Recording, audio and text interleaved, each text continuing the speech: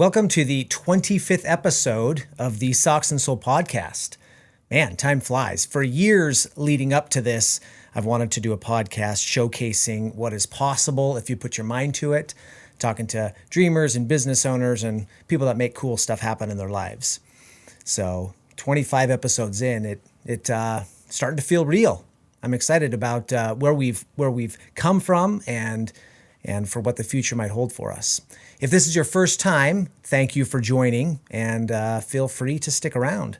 Whether you're looking for inspiration or great stories, or just want something uplifting to listen to while you drive or shovel or mow your lawn or pass time, you have found it. And our show is available on lots of platforms. Obviously, the one you're listening on: Apple, Spotify, Google, Pandora, Stitcher, Amazon, iHeartRadio. It's even available to watch on YouTube. So if you want to check us out there, you can watch the video stream of the interviews. One cool trick: you can even ask Alexa, Google Assistant, or Siri to play the Socks and Soul podcast. So little trick there if you just want to have it playing in your house while you're mopping the floor or cleaning cobwebs or whatever's going on in your house. If you get a chance to review the show, I would really appreciate that. Reviews on Apple Podcasts and on our Facebook page are especially helpful. If you've already done it, I can't thank you enough. If you haven't, and you want to take a minute to do that, it would mean a great deal to me. So, I love today's interview. Mark Wheeler is a super inspirational guy. He is totally awesome. He's got this great motto that he lives by. It's live fearlessly into the dreams uniquely written upon your heart. And we'll talk about that in the podcast and throughout the show, and exactly why he came up with that, and what it means to write something on your heart, and how that kind of shaped some of the adventures and the things that he's done in his life. He's got some great experiences. He's got a whole amazing list of accomplishments that he's done, and doesn't seem to be slowing down. Even though he's in his 50s, he's going about as full steam ahead as you could possibly be.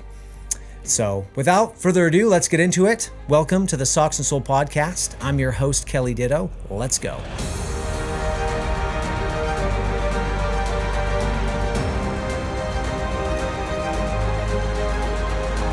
On the line with me now is Mark Wheeler. Mark, thanks for joining me. Hey, thank you, Kelly. Good to be together today. So Mark, why don't you just quick introduce yourself to my audience, because your list of accomplishments is way too long for me to remember, because my short-term memory is very, very, very short.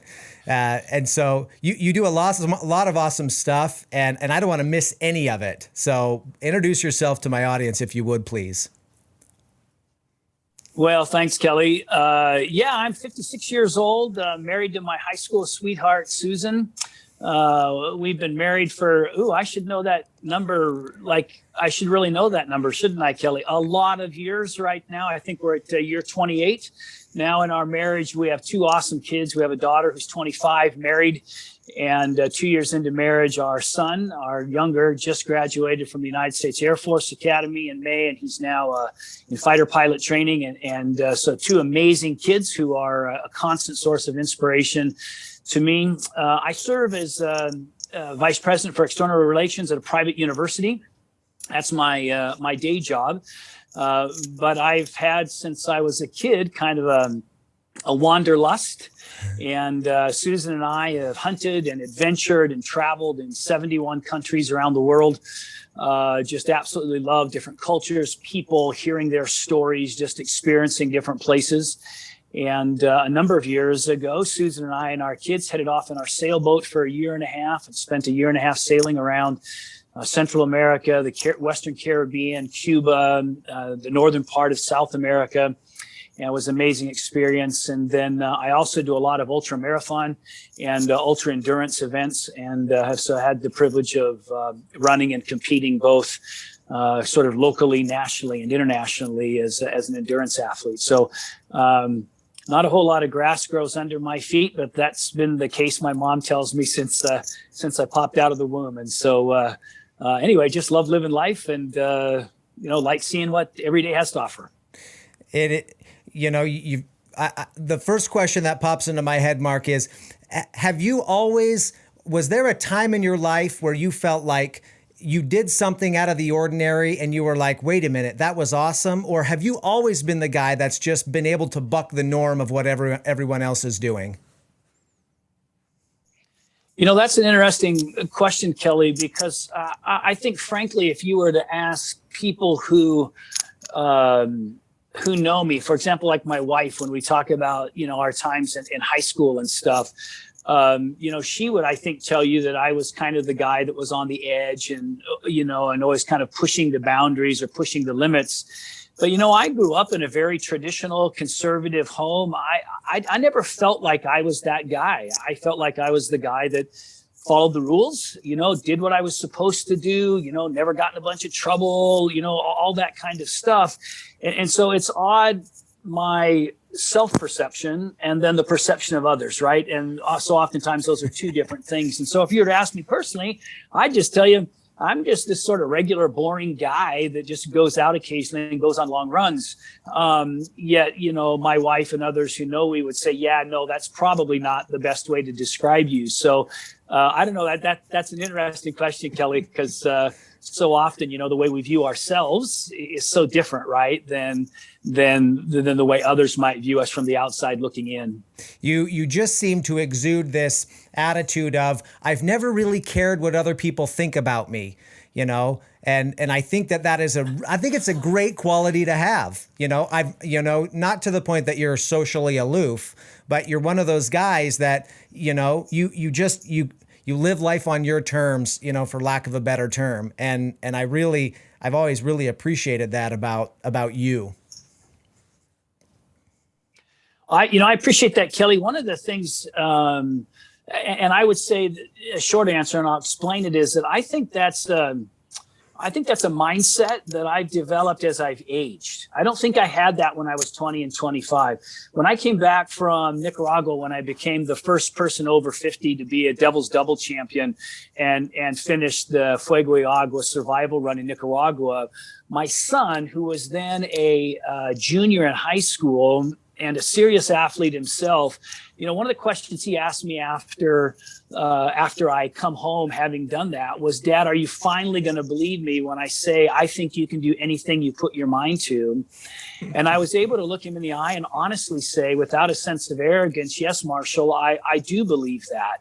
And so it's not something that I think was innately a part of who I was. I second guessed, I questioned, I doubted my abilities. I wondered if when the going got really tough, would I kind of fold? I always sort of felt like, when things were going well and everything was kind of smooth, Mark was right there. But man, when it got rough, I was always fearful in the back of my mind that if it got really hard, that I would cave, that I would give up, and it really was that. It wasn't even Leadman. It was really the Devil's Double when after that I finally said, could look at Marshall and say, yeah, I finally do believe that, bud. But it wasn't as if I just grew up that way. It's something that, yeah, I think I've developed over time, just taking little steps, right? Each time you take one step up the mountain, you realize that step took energy, but the view's a little bit better from here. And then you take another step and another step and another step, and the view changes, oftentimes gets better. But then you realize when you get to the top of a peak, I can do that. And so there's a sense of confidence that you develop, I think, over time, attempting and then accomplishing small intermediate steps. I didn't go from being a high school 100-meter dash guy to being an ultra marathon runner, a lead man, and a Devil's Double champ. You don't do that in just one decision and one step. There's all these incremental steps that happen along the way. But you felt that self-doubt as you went along. You had those moments of, I don't know if I can really do this. And internationally as an endurance athlete. So, in tremendous ways, Kelly. In tremendous ways. Tears. I can't tell you how many times in training for events, I've just sort of put my head down with tears running down my cheeks and thought, I can't do this, right? And then laying in bed in the middle of the night, waking up going, this is nuts. What are you thinking? Even when we decided a family to go sailing, right? I mean, the implications of a decision like that, to take your kids out of school, move on to a sailboat. We'd never owned a sailboat before. I bought a sailboat. We flew to it. We got on and we left, right? That's not normal. By a long stretch of the imagination. But as you're leading up to that, there's all these questions about, goodness, are my kids going to hate this? Is it going to be an awful experience? All those sorts of questions that you ask. I think part of the refining process is that you ask those questions. I think if you don't ask those questions, that's when you ought to be worried, right? I mean, it's people that don't ask those questions. Those are the scary people. The people that ask those questions and have those serious reservations and conversations with themselves, I would think that's normal human nature, right? It's wanting to care for those you love, wanting to care for yourself. I don't think we're wired to just be nuts. And I would suggest that if you're not asking yourself those questions, you probably are a little nuts. I think you are wired to be nuts, Mark. But I want to talk. Before we get to your sailboat trip, I just want to set the premise for this a little bit. So there's two things I want to talk about. One is I just want you to clarify for my audience here, what is an ultra marathon runner, and tell us about the Devil's Double, because the magnitude of those, they're kind of mind numbing to me. I think the most I've ever run at one time is like maybe 10 or 11 miles. And I felt like I'd run around the circumference of the earth a dozen times at that point, and felt it for several days after. But give us the technical breakdown of ultramarathon and Lead Man and the Devil's Deal down in Nicaragua. Yeah, got it. Listen, ultramarathon, if you've ever read the book Born to Run, and for any of your listeners that are listening, if you have not read the book Born to Run, you most definitely do not need to be a runner to enjoy that book. It's an amazing book about people and the human spirit, and I would highly recommend it. But read Born to Run. But by definition, any race that exceeds 26.2 miles, that's the length of a marathon, is considered an ultramarathon. So technically, if you ran 26.3 miles, that would be an ultramarathon.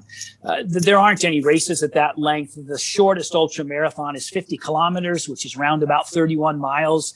And then they go up to 50 miles and 100 miles. And there's some 200-mile ultramarathons now. So it's any race that exceeds the standard length of a marathon is considered an ultramarathon. Lead Man is a series of 6 events in Leadville, Colorado. Which is the highest city in America, in North America, 12,600 feet above sea level, the city of Leadville, Colorado, and you run up from there. And so there's a trail marathon, and then you have a break for the week, and then the following weekend or 2 weekends later, there's a 50-mile mountain bike race on Saturday, a 50-mile trail ultramarathon on Sunday. And then you come back and do a 100-mile mountain bike race. It's the largest 100-mile mountain bike race in the world. The year I was in Leadville was the Olympic year, and got to race with all the Olympic teams. And that was really, really cool to see all those guys. They are crazy fast and strong. And then you run a 10K the day after that. And then 5 days later, you run the Leadville 100, which is a lie. It's 103 miles, which you may say, what's the difference? Trust me, when you've run 100 miles, you don't want to go 3 miles more, but it's actually 103 miles. And if you do all of those in sequence, it's called Lead Man. Most people would compete in one of those events on any given year. If you do the whole thing in the summer, it's called Lead Man. And I was the 15th person to do that. And then when I turned 50, I was looking for something to do that hadn't been done by a 50-year-old before. And there's a survival run in Nicaragua called Fuego y Agua, Fire and Water Survival Run. And it's an ultramarathon that's set on an island in the middle of Nicaragua Lake that has 2 volcanoes. And over the course of this ultramarathon, you climb 2 volcanoes, you're carrying stuff, you're diving, you're open water swimming. And the premise of the race is you're told when it starts. You're giving some general ideas about what to prepare for. You're given a a list of items that you're required to carry with you. And then at the start, when the gun goes off, Josue, the race director, says, run that way down the beach.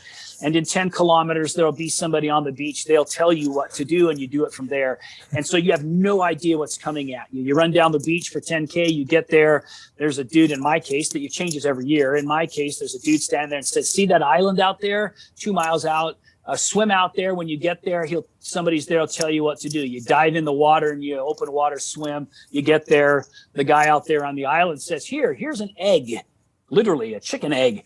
Hold that, and you've got to carry that with you from now on. You'll be asked to show it periodically. If you break it, you have to replace it. And oh, by the way, swim back to shore. And so you swim back to shore, and you get to shore, and then another guy tells you, right? Anyway, you do this thing for an undetermined length of time, and through this series of events, it was an absolute blast. That's called the Nicaragua Survival Run. But if you do that event and then 30 hours later do the same, but just an ultra marathon, the Fuego y Agua 100K, where you do those two volcanoes, one volcano you do twice, the other you do one time, in 100 kilometers, which is 62 miles of running. If you do both of those back to back, that's called the Devil's Double. And when I did that, I became actually the only person in the world who is a Leadville Leadman and a Devil's Double champion. So anyway, pretty fun. That is amazing. That is so awesome. Oh my gosh. Oh, I have so many questions about that. But the one that I want to ask you is, how did you swim 2 miles without breaking the egg? Did you just slip it in your shorts? Did your shorts have pockets? Did you put it in your mouth? How did you carry the egg for 2 miles, man?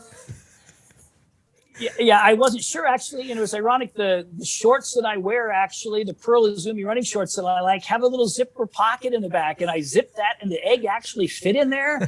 And it zipped right in. And I could totally swim with the egg just in there. I did break it once, actually, because one of the rules of the race is that you can't get any help or aid from anyone in the race or related to the race. But if you run into a local, you can ask for help if you need to barter, buy food. So you actually have to carry money with you during the race. And so I was running through the middle of the night. I went by this kid, and he had a little stand set up. And you know how a lot of times in Latin America, you see these little tiendas, right, that are just on the side of the road. He had some Oreo cookies and some things like that. And I was just needing calories, right? And so I run over there, and I was trying to find my money, my backpack. And when I pulled my money out, my egg fell on the ground and broke. And this is like the 5th or 6th year they've had the survival run there. So everybody knew, oh, these dudes have to and this little kid, he's like 12 or 13 years, says, momentito. And he goes running off, and 30 seconds later shows up with an egg and a Sharpie. And we wrote my number, which is on my arm, wrote my number on the egg, and I wrapped it back up in a little towel, stuck it back in my backpack. And that egg actually survived the rest of the race. So kind of funny. Just kind of a weird thing they do. That is awesome. What a great experience. That is amazing. We probably should just do a podcast series with you, Mark, and just talk about each of these adventures one at a time. So Mark and I met in 2015. We have a common friend in Tim Cobb. Tim is sort of like the coach of this absurd ultra running team. They call themselves the Hyperventilation. And what they do is they go and they run like Ragnar's, which are these 200 plus mile relay races. And most people run it with 12 guys, and these nut jobs, they run it with 6. And so the big island of Hawaii was doing their first and turns out their only Ragnar in 2015. And so Tim had asked me to come along and film the team. And Mark is the senior statesman on that team. And so I got to know Mark over the course of the 24-hour race and afterwards, and spent some time with him, and just was supremely impressed at his physique, for one, because he's a 50-plus-year-old in a 24-year-old body, and film and you learn a lot about a guy when he's sleep deprived and running his brains out for a day straight. And then afterwards we spent some time together talking. Well, we were sitting at lunch or dinner, I can't remember which, one of these days, and somebody said something about, oh yeah, Mark went sailing for a year with his kids. And I turned to Mark and I said, "Wait a minute, you gotta clarify a few things about that statement. Like you went sailing periodically throughout the year." And Mark said, "No, we left for a year straight, and we sailed with my wife and my 2 kids." And I proceeded to prod him to death about that experience. And so I want to spend the remainder of our time, Mark, talking about that experience, why you did it, how you came up with the idea, and kind of explore what this was, because as we have seen, in the 15 minutes or so I've been talking to you already, what we've seen is that you're kind of accustomed to doing things a little bit outside the lines, and that your boundaries are blurry when it comes to what you want to do and why you do things. So tell us about how this came to be. You didn't have any sailing experience. The first question I asked you, if you remember, is I said, "So are you just wealthy? Are you just a rich guy? You can just leave for a year?" And come to find out, that's not the case. That's not the case either. Mark is not just some rich dude who can just quit work for a year and go do it. So there was a ton of things that you had to put in a row in order to pull this thing off. And I mean, it's just an amazing experience. So tell us where the idea came from, Mark, and some of the early challenges that came along with it. Yeah, you bet. Let me just clarify a couple of things, though, Kelly. First, when you said we run Ragnar's, for my teammates' benefit, not only do we run Ragnar's, but we win them. Just have to throw that out there. Yes, this is very true. Yep, this is very true. They beat, and let me clarify that, Mark. So, and this was my first Ragnar experience. Obviously, I'm not a runner, and I've had some runners on the show. Mark Bresson here in Spokane, who founded Active for Youth, he's a big runner, and we talked a lot about running. I run when I have to. During COVID, I ran a little bit, but so the way that they set these Ragnars up is the faster your team is, the later you start in the day. So they start people all throughout the day. And so this team, Hyperventilation, that I was videoing their race for, they were dead last to start. The last one. There were 6 teams that started dead last, and you guys beat every single one of those teams. You passed every single. I mean, it was unbelievable watching you guys just take over. There was 250 teams or something like that. But anyway, they're a blast. I didn't mean to go off on that sideline. The other thing I need clarification, though, for your listeners is that when Kelly says I'm the senior statesman, what you need to hear there is I'm the slow guy, right? So I'm the slow guy to all these young studs. So that's their thing. And then the other thing is we did go sailing, Kelly, but we actually went for 17 months. So it was a bit over a year, and we left. But to answer your question, what was the genesis of the idea? In the early 90s, I met a guy named Peter J. Daniels. He's an Australian businessman, uber wealthy guy. He was actually in Denver, and I don't recall, but somehow through a friend, I met him. I had read a couple of his books. And he challenged me to sit down and write a list of the 20 things I wanted to accomplish in life, a bullet list, if you will, before, a bucket list, if you will, before that bucket list term was even used. And on that list was a whole host of things, from a cool car that I wanted to own, that I wanted a sushi kitchen in my house. Some kind of crazy stuff like that, travel things, family related things, those sorts of things. But one of the things that was also on that was I wrote to go sailing with my family for a year. And what you need to recognize is that, one, I didn't have a family at that point. I was married, but we had not had children yet. And I had never been sailing in my life. Now, I knew I liked boats and liked the water and that sort of thing. But that idea was just there. It was just sort of this dream kind of almost written on my heart that I still to this day can't explain or tell you where it came from or what its genesis was. It was simply there. And so for years, Susan and I had talked about, boy, wouldn't it be fun to take our family and go experience culture and do all these sorts of things? And we actually made plans a couple of times and tried to sort of lay the groundwork to make it happen. But for one reason or another, business or timing or something, it just didn't materialize, right? And we went through a fairly extensive process on 2 different occasions that never ended up in us leaving and going to do this with our kids. But that third iteration, when we were sitting there, or we were actually in the car driving back from Scottsdale to Idaho and Boise, where we live, and we were driving along, kids were asleep, Susan was in the car. She looked over at me and she says, "I'm ready to go." And I knew what she meant. And that was January 1st. It was New Year's Day. We were driving home January 2nd.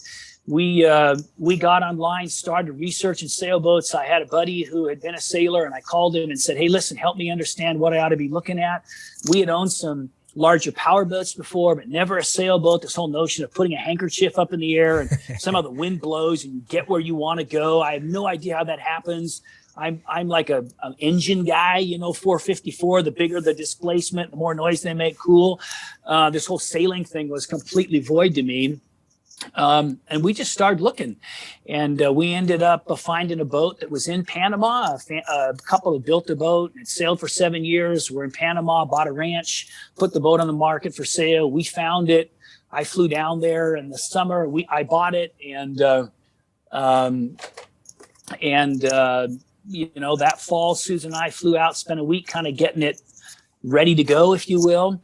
And the following January 5th, we crawled on board with our kids and left. And we spent a couple of weeks getting it kind of provisioned and stocked with food. And we untied from the dock and we headed out. And we just said, we're gonna go for it and give it a whirl. And off we went. So you spent you spent that entire year, learning the logistics of sailing, how to navigate, buying a boat, preparing the boat, and then picking it up. That was essentially that was a year-long process. It was, and for us, the tenets of seamanship, because we'd owned some larger boats, anchoring, navigation, we knew those things, right? And so, but it was the whole idea of sailing versus a power boat that we had to kind of get comfortable with. And I did. I just read what I had. The guy that I bought the boat from actually was a power boater before they moved on to a sailboat, and he said, "Look, Mark, it has an engine. Don't get frustrated. If you get frustrated and the wind's not cooperating and you're just kind of fed up," he said, "turn the motor on, set the autopilot, and just pretend you're a trawler and just get where you're going," right? And so, we stayed closer to land. We didn't do any transatlantic or trans-Pacific crossings day one or, anything like that. But we headed out into the ocean. I mean, we headed out and we left, and we spent 17 months sailing all throughout northern South America, all of Central America, Western Caribbean, the Bahamas, Cuba, all that part of the world. It had just an amazing experience as a family. So obviously Susan knew what she had signed up for because you were high school sweetheart. So she kind of knew you were a guy who was a little off his rocker. Is she the voice of reason in your relationship, or is she as crazy as you are? No. We would have flown the plane into the ground a long time ago if it wasn't for Susan.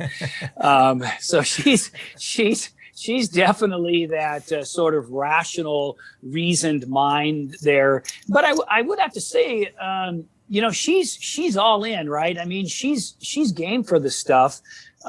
She would tell you, Kelly, that she's been 100% on board for all this stuff, but it probably wouldn't have been her idea to go. It wouldn't have been her idea. She wouldn't have been pushing the envelope. But when I said, "Hey, you want to go sailing for a year?" Sure, let's do it.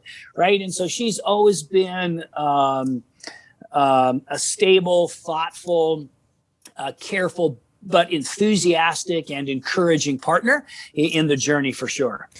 Now that is awesome, and I think having a supportive partner, who understands, who has supreme confidence in what you're doing, but also acts as that barometer reality check, I think is what makes us. I mean, that's exactly what Annie is to me. She has a ridiculously high amount of faith in my success and the things that I want to do. sometimes to a fault, but also, bears that voice of reason. So tell me, how old were your kids when you guys finally went, and how did they respond to this? Yeah, that's a great question, Kelly, and one I get often when talking about this. When you talk about earlier on, we talked about, do you ever sort of doubt yourself and second guessing and questions and that sort of thing. One of the biggest ones I had sailing was I dragging my kids along on my dream, right? So to my kids, do they become kind of collateral damage because their dad's a wacko, and wants to just like disconnect from normal society and go jump on a sailboat, and go sailing all over Kingdom Come, right? And I really struggled with that, and that was even early on in our sailing experience. That was a constant sort of in the back of your mind kind of thought, what is this doing, right? And what will the effect be on your kids? Our kids were 7 and 9 when we left. Hold it, I did that backwards. Our kids were 9 and 11, when we left. And so just had finished 7th grade and had just had finished 5th grade, I think, if I remember correctly. So we got a curriculum that our school's curriculum happened to have a homeschool curriculum kind of in concert with it. So we just absorbed that curriculum, brought it onto the boat. And we just decided that we were going to continue. I tell everybody I was the PE instructor, and Susan did everything else. So, and PE for me was, let's go diving, right? And let's go snorkeling and find some cool fish and observe their behavior and report back and open a fish ID book up, find the fish, tell me what they were doing, that kind of stuff, right? And Susan did everything else. I say that sort of tongue in cheek, but that's pretty accurate, actually. Our kids, Kelly, today, I bet once a month, one of my kids will say to me, Dad, I wish we'd have kept sailing. As incredibly successful as our kids have been, both of them in their own rights, they look back and recognize how remarkable that experience was and how valuable it was in their lives. They talk about it all the time. We all had dinner together on Saturday evening with Amy and her husband at their new home, celebrating my mom, their grandma's birthday, and we were all together. And sailing was a part of that conversation still. Marshall's strapping into a cockpit in the Air Force every day, and Amy and Mark are involved in outreach and real estate and missions and all kinds of cool stuff. And yet still that shared experience as a family is something none of us would trade for anything in life. To get to spend 24/7, which may sound horrible at sometimes, but to be 24/7 with your kids where you were not diverted, you were fully present, you were attentive all the time. We were taking on the same storms. We were tackling the same language barriers. We were jumping in the water and chasing after the same hammerhead shark together, or diving down and trying to spear the same grouper. When all of that in the aggregate, when you walk away from that experience, it changes you. It changes the tapestry, the fabric of your lives, how you're interconnected. Our son and daughter are best friends. They would, aside from one spouse and the other's, soon to be spouse, other than that, they would rather be with each other than any of their friends. And I think I really attribute so much of that to our shared experience on the sailboat. It just gives me chills just hearing you talk about it. So one of the questions that popped into my head while you were, talking about this is, we all know the sexy part of sailing, or we can imagine it, right? The sand beaches and the clear water and the snorkeling and the cool fish and the fresh air and the avoiding traffic and, all that kind of stuff. But what was the unsexy day-to-day part of this? I mean, 17 months is a dang long time. And so what was the reality of your every day on the boat? What did that look like? And how did you guys, deal with that as a family? Yeah, thanks, Kelly. I think for us, probably as a family, the biggest stress point was homeschooling. right? Because, I can't tell you how many times Amy and Marshall would be sitting in the salon of the boat. They had about an hour's worth of math they needed to do.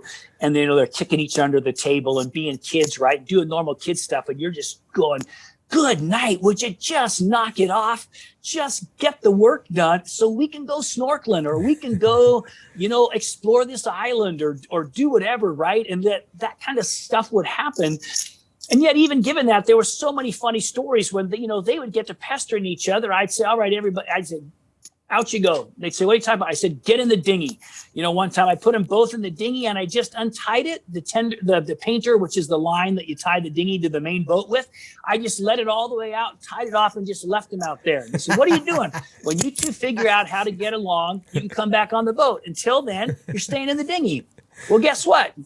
It doesn't take very long, and the bickering turns to laughing, and they realize how silly it is. We pull them back in, they go sit down, finish their math, and we go snorkeling, right? But that homeschooling thing, I think, was the one thing that we think about was part of that may be that neither Susan and I are educators. And so, we probably don't have wonderful pedagogy in terms of our teaching style, that sort of thing, But the other piece of that, Kelly, is that it's life, right? You have to do laundry, you have to cook meals. There's systems involved, and so things break and you got to fix them, and things need to be maintained, engines and generators and water makers. And so there's all that sort of normal stuff of life that still happens. So whether you decide, whether you've got a listener whose dream is to move into a van and do the van life thing and go, drive from Alaska to Patagonia. By the way, if they do, let me know, because I want to do that too. In a van, there's going to be tons of amazing experiences, right? But there's also flat tires and oil changes and the stuff that goes along with living out a dream that involves some sort of mechanism. And so there's just that stuff.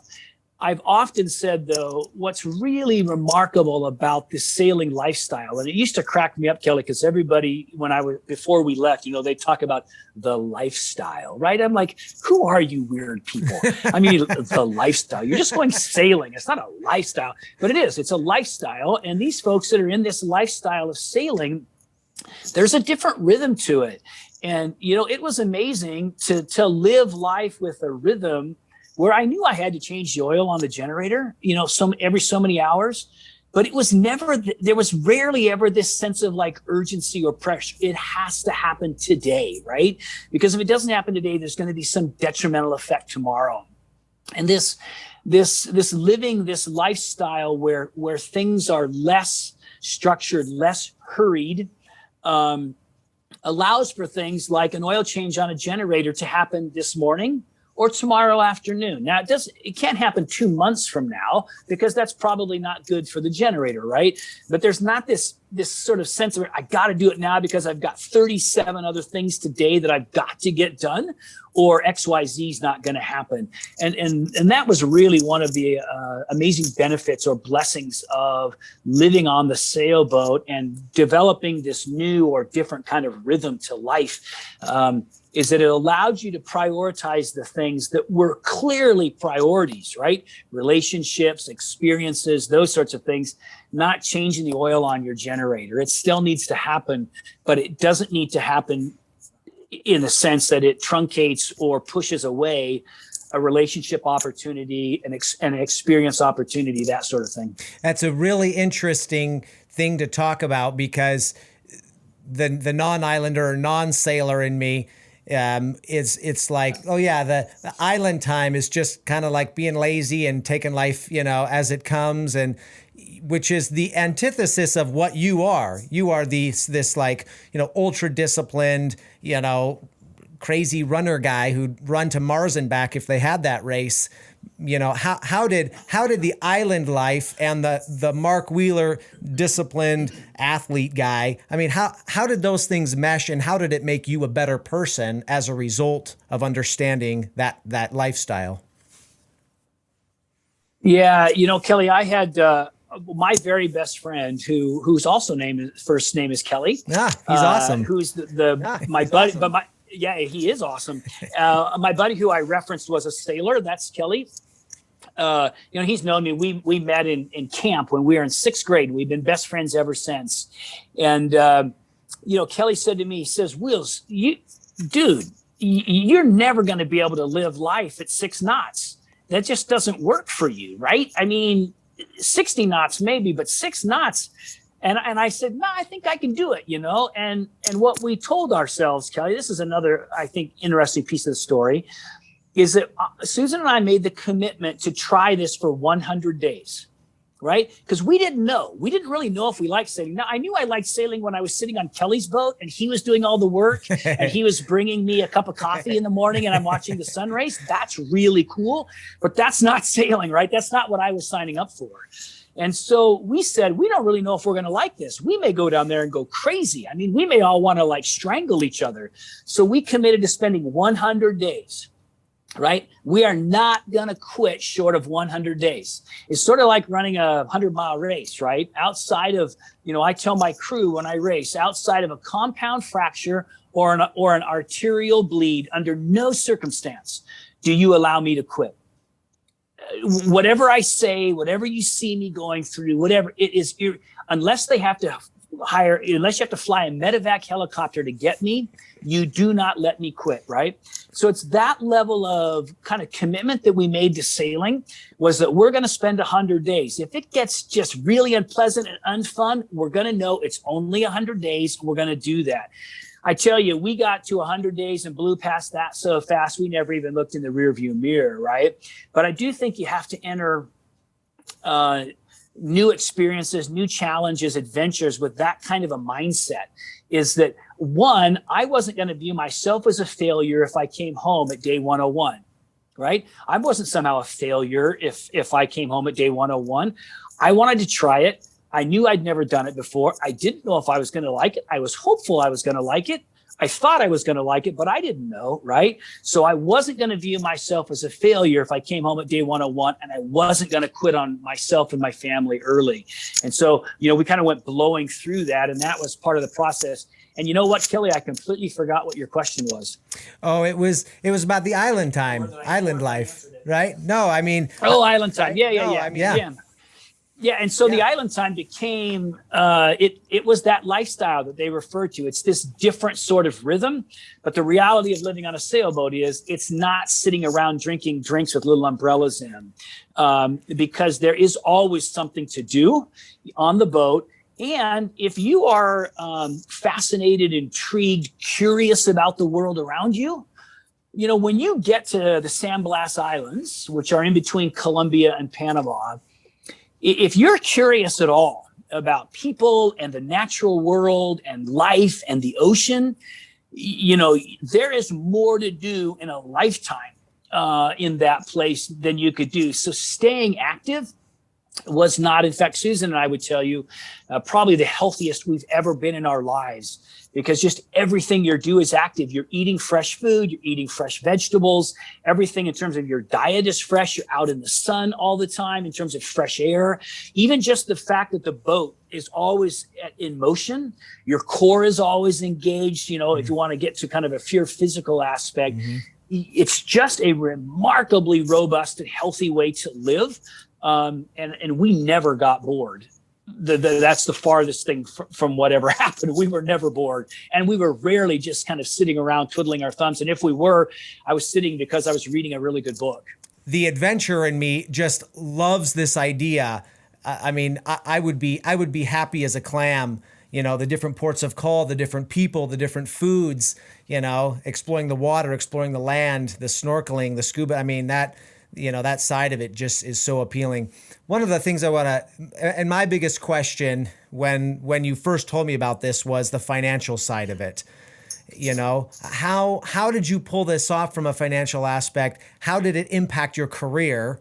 And what would you say? What advice would you give to somebody who wants to complete? And it could be a number of things, Mark. I mean, there are folks in my audience who want to quit their jobs and start their own business, or they want to do a crazy adventure like yours, or they want to launch a new product. How do you get over the fear and the unknown of the financial side when you're going from, I got this great job, everything's going great, to I'm going to disrupt this apple cart in a major way? Yeah, let me see if I can answer that in a couple of ways, Kelly. That is by far the most common question, right, that folks ask, because the assumption is you must be, some uber wealthy guy, and you just buy some big gigantic boat and a crew, and you head off into the never land, and your trust fund manager takes care of all the bills at home, kind of thing, right? And I actually had the wife of a very, very good friend of mine say before we left, well, if we could afford to do that, we would do that too. And I looked at her, and you have to understand, these are really good friends. So I have a relationship that allowed me to be very, very direct, much more direct than I would be with someone I didn't know very well, right? And I said to her, well, give me control of your finances. In 1 year, I'll have you on a boat. Well, what are you talking about? I said, you give me control of your finances, and in 1 year, well, you don't know how much we make. Well, I kind of do, because I know what your husband does, and he works in the public sector, but that doesn't make any difference. Give me control of your finances, and in 1 year, I'll have you on a boat.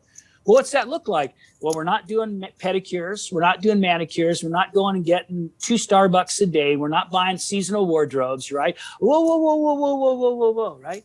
And so I looked at that person, this friend of mine, this gal, and I said, well, you know what that tells me? What? You don't really want to go sailing.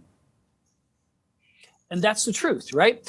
If you want to go sailing, if you want to start a company, if you want to launch a new product line or a new innovation in your company, if you want to move into a van, if you want to, go to Nepal and trek for 3 or 4 months, if you truly want to do that, you'll figure it out.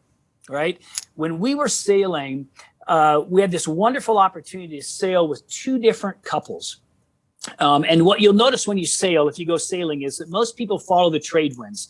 And the trade winds generally circle the globe in a clockwise fashion. And so if you insert yourself in a circle here, there's going to be other people in that, and they're likely to be following the same winds. Right. And so what happens is you start sailing and you start bumping into the same people repetitively because all the really cool spots everybody wants to go to. Right. So you go to the kind of cool spots together and you end up seeing folks. One couple we met, Julie and Slater, met in Spain at an environmental sit-in thing up in the highlands of Spain. She was from England. He was from New Hampshire. Young kids in their 20s. They met. They fell in love. They got married. And they said, we want to go sailing. They'd never owned a sailboat before. England, boats are really expensive. They flew to San Francisco. He got a part-time job working at West Marine, so he would get a discount on parts. They bought this little boat, steel hull boat. It was structurally sound, but no refrigeration, no water maker, no creature comforts. And Julian Slater left, and they went sailing. And when we intercepted Julian Slater in the Bay Islands of Honduras, they had been sailing for almost 3 years. Wow. And we spent a bunch of time together. And finally, one day I said to Slater, Slater, can I ask you a really personal question? I said, yeah. He said, sure. I said, when you bought your boat, what did you pay for your boat? $10,000. Really? And how much did you put into it before you left? I put another $10,000 in instrumentation parts, that kind of thing. And I said, Slater, when you left to go sailing, how much money did you and Julie have? He said, everything we had, we sold. It didn't fit on the boat, and we had $5,000 in cash. And they left. And 3 years later, they're sailing. Now, they would save enough money so that they would go 9 or 10 or 11 months. And when they needed to make some money, they would put their boat on the hard, which is when they pull the boat out of the water and put it on land with blocks underneath it. And they would fly home to New Hampshire. They would get part-time jobs. They'd work for 6 or 7 months. They'd be really frugal. They'd save their money. And boink, they'd go back to the sailboat and they'd keep sailing. And when we ran into Julie and Slater, they were on their 3rd iteration of that plan. So no water maker, no refrigeration. They ate local food, all that kind of stuff, right? In fact, Julie would come by occasionally, knock on the hull of the boat, and she said, Mark, are you making ice today? And she, because she would want a little Ziploc of ice, because she loved ice water. She would have Coke or Pepsi, and she would love to put ice cubes in it, right? It was a real treat for her. We ran into another couple, Kelly, who sold a chain of boutique hotels in South Africa. They're on a 50-foot catamaran. They had 3 children. They had a full-time crew, and he had a chest freezer on the back of this fantastic $1 million catamaran had Haagen-Dazs ice cream in it, right? So you go from Haagen-Dazs ice cream to no water maker and asking for ice. And yet the amazing thing was every sunrise we watched was the same. Every sunset that we shared was the same. We dove the same reefs. Us three guys, we chased the same grouper spearfishing, right? Julian Slater's experience was materially absolutely no different than the big catamaran from South Africa, which is kind of the other extreme, right? And us, which is somewhere in the middle of that sort of spectrum, right? And so I would just say that we get so hung up, right, on the material aspect of living life experientially to our detriment. If you want to go sailing, you'll figure it out. If you're Julian Slater, you'll figure it out. If you sell your chain of hotels, you probably don't have to figure so much out, but you'll get that figured out. And so, we did the same thing. We just made the commitment that I was in the middle of my professional life. I was actually sort of unplugging in probably my highest net worth earning potential years, right? And you have to make that decision. What do you want to do? Do you want to actually file a bigger tax return next year? Or do you want to have your kids, 5, 6, 7, 8, 9, 10 years later say to you, Dad, I wish we were still sailing, right? I'll take the Dad, I wish we were still sailing any day over anybody's checkbook, because that is what life is all about, right? And so if your dream is to build a business, if your dream is to start a business, if your dream is to go on adventure, to go experience something, I would say there's a way to make it happen. Get good counsel, talk to folks, figure it out, and then recognize that often, and I would say, and this is my bias, the only things in life that I now deeply cherish are the things that cost me. Right? The only runs I remember are the ones that are really hard. I don't remember the easy ones because they were easy, right? I don't remember the life adventures and experiences in life that were easy. I remember the hard ones because there was sweat involved. There was dirt involved. There was hard work involved. I look back on those with fond memories. I can't even tell you the easy ones because I don't even remember them. So, if you're ready to kind of step up the plate and say, I'm willing to do the hard work, I'm willing to dig deep, I'm willing to make some sacrifices, all I can say is, in my humble experience, I've not made sacrifices stretching towards goals in life that I've ever regretted making because they've all been worth it.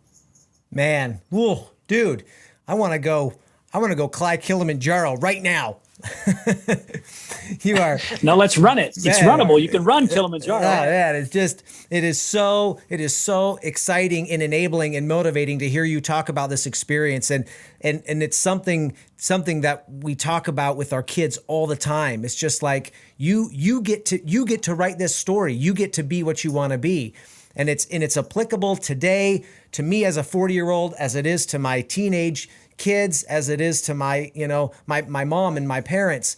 What do you want to do, and what are you willing to make it happen? I love that story. I remember you telling me that story about your friends, and you want to go sailing? Give me your finances and I can send you sailing. I think that is such powerful material. What do you want to do, and how bad do you want to do it, and what are you willing to do to get there? Because there's a path to get there. The question is, what are you willing to do to make that happen? Yeah, and unfortunately, we live in a world, Kelly, where instant gratification is the thing, right? I mean, if we can't get on our phone and Google something and immediately get an answer, we're frustrated, right? Yeah. And so we become so instant gratification oriented as a culture that this whole notion of like actually really hunkering down and really doing the disciplined hard work, not for 30 seconds, but maybe for 30 days or for 30 months, right? Day in and day out. It's that kind of stuff that I think, unfortunately, probably we lost when we were no longer an agrarian society where we had to get up every morning and work to put food on the table, right? It just changes. And I'm not lamenting the fact that I don't have to go plow a field this morning.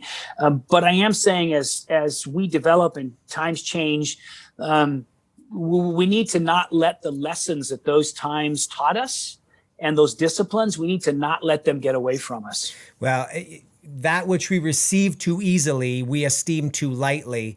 And the problem with our society is it's easy for things to be fairly easy. And to have discomfort requires effort, in a lot of ways. And as I think back in my life, I love what you talk about with the runs that I remember are the hard runs. I mean, that is so true. The things that were the most worth it in our lives are the things that were the hardest. I wore this hat for this interview because it stands for the All Brothers Hike. And, I have 4 brothers and 2 brothers-in-law, and we are a really tight-knit group, and we go on an annual adventure. And every year we kind of push ourselves, to our physical limit on purpose, because they just create these unbelievable memories, for us. And, and it's, it's just like what you're talking about. When I was training for this whole Leadman process, Kelly, I love to read all the time. And I'll often find a little quote or something. I'll kind of glom onto it, and just kind of hold on for dear life sometimes.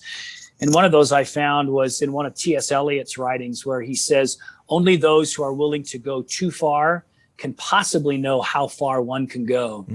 And if you just kind of sit with that for a while, right?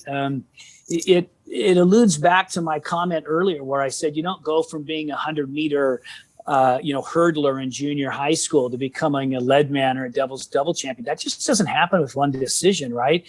It's all those little incremental decisions where you push the envelope just a little bit. You kind of pushed up against the edge and you realize, I didn't get hurt, or I didn't die, or I didn't, it didn't ruin me to do that.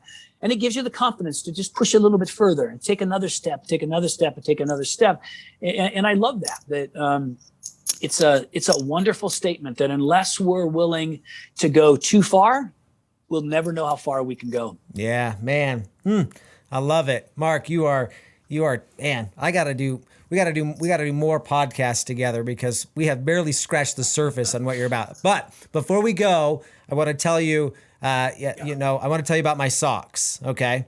So I love socks. And, part of the reason the name of the podcast is Socks and Soul is obviously socks is representative of humble beginnings of ideas. And then the soul, socks and soul part of it is that it takes our whole soul, right? It takes everything we've got to make these things come true. And I just flippin' love good socks. So I was thinking about your sailing adventure, and I don't think you wore socks much when you were sailing. So I don't have any sailing socks per se, but I do have some running socks. And so I wore these. These have stars and stripes on them in honor of your son. An Air Force Academy. They're patriotic. They're very comfortable. They're made by a company named Stance, which makes a great pair of socks. So that's why I chose these socks today. Tell me about your socks and what your sock philosophy is. Got it. So I wore my Stances this morning in the CrossFit gym because they are my go-to lifting sock, right? I love Stance socks. But my favorite running socks, my son actually got me into from Sock Guy, and they actually make a compression running sock that's really great. That's my go-to sock, and I too have stars and stripes and Tabasco bottles and other things on my socks. Right?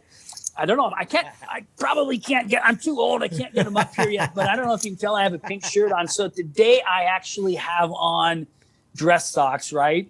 And they're gray, and they have pink octopuses on them to match my pink shirt. And they were a gift from my daughter.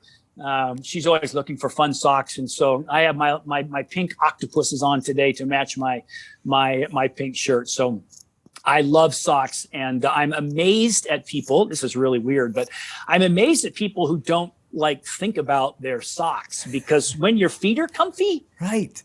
Everything's comfy, right? Yes. How miserable is it when your feet aren't comfortable? Yes. Why wouldn't you wear really comfortable, good socks? Yes. And socks are different. Yes. But I don't know. Anyway, kind of weird. Years ago, I decided that if it comes in a 3-pack or a 5-pack, I'm not buying it.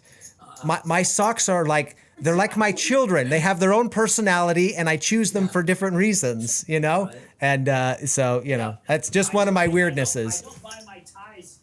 Yeah, I don't buy my ties in 3-packs. I don't buy my socks in them either.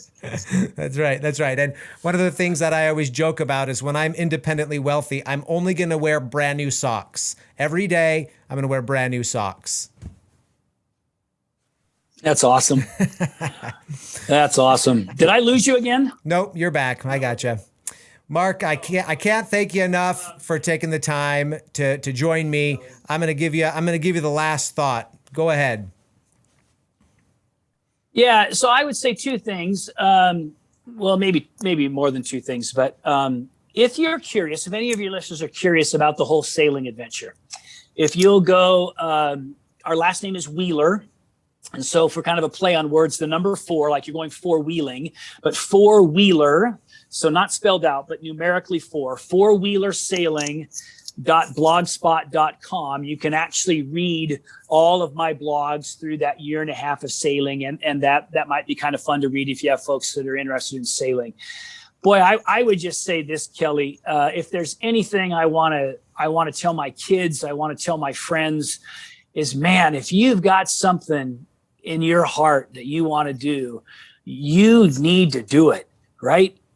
Don't let convention, don't let money, don't let all the details of it. They've got to be handled, but don't let the details of it stop you from chasing after your dream. Go get that thing. Go build that company. Go start that company. Go take your family and adventure. Go do the stuff that, from my humble opinion, I believe the Lord's written on our hearts, right? We have these things written uniquely on our hearts. Go get that stuff. You'll be happier. Your family will be happier. Generations to follow you will look back and say, I am glad that there was someone in my line who said, I'm going to do what was uniquely written on my heart, and they went and did it. You'll affect people's lives. You'll affect change. The world will be a better place. You'll be a better place. Go for it. Awesome. Awesome. I can't say it any better than that, Mark. You are a treasure. Thank you so much for joining me today. I really, really appreciate it. Thank you, Kelly. Great to be with you. Good to see you. Awesome. Well, so this wraps up this episode with my good friend, Mark Wheeler. He's an inspiration. He's a ridiculous athlete, and he's on to the next big thing. So that's it for this week's episode on the Socks and Soul podcast. Thanks for joining us. We'll see you next time. The Socks and Soul podcast is a production of Ditto Film Media. If you enjoy this content, be sure to give it a 5-star rating on Apple Podcasts. Join the conversation on Facebook at Socks and Soul Podcast.